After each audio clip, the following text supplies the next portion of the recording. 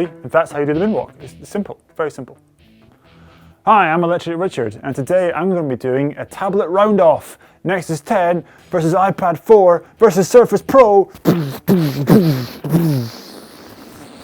Now with Christmas almost here, and everyone wearing their Christmas jumpers and getting cozy, it's obvious that all the new tech is there to tempt our money buying habits away from other things. So we might buy our friends a pad instead of a card.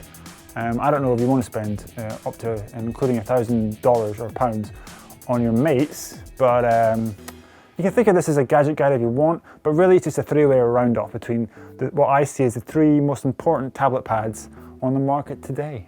Okay, one of them isn't actually out yet, but whatever. Now the iPad, of course, famously has the new Retina Eye display. That's the iPad 4, as it's known. Its resolution is pretty steaming high. 2048 by 1536. That is some serious resolution. The camera will happily shoot you in 1080p. That's the highest high definition that there is at the moment. That's pretty good. I mean, it could be a bit ropey. I don't know what its low light levels are like, and you can't really compare it to, say, a prosumer camcorder. But I think it's still pretty good. You know, it's not bad. It's trying.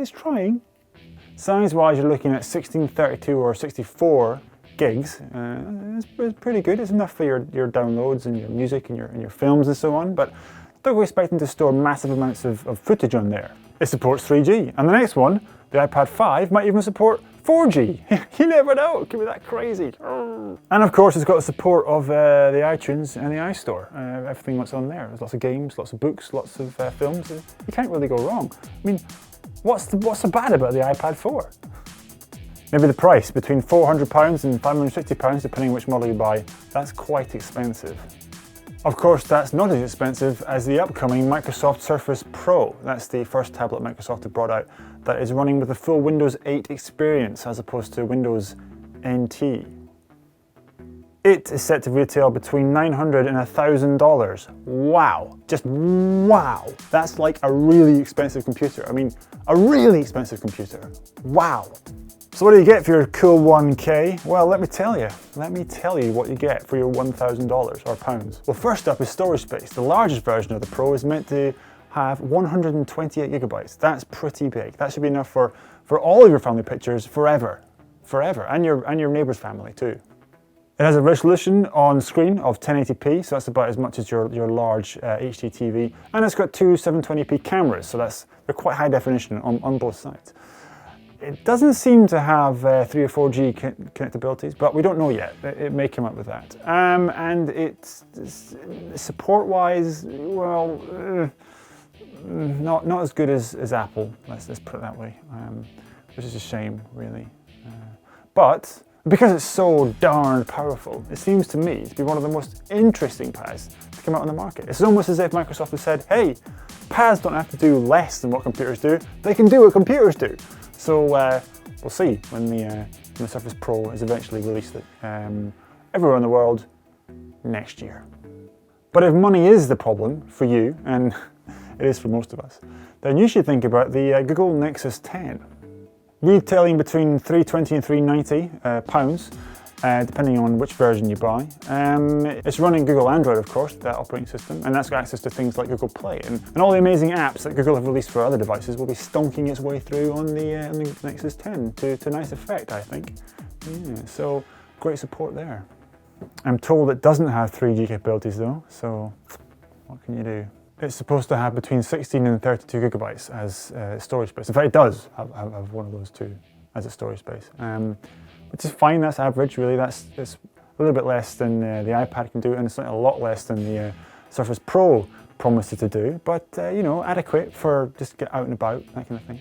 Plus its camera, it's not giving too much information about whether this camera is spitting out 720 or 1080p footage, or being told it's maybe 1.8, 1.9 megapixels on the camera. Who knows what that means, what that really means? I don't know.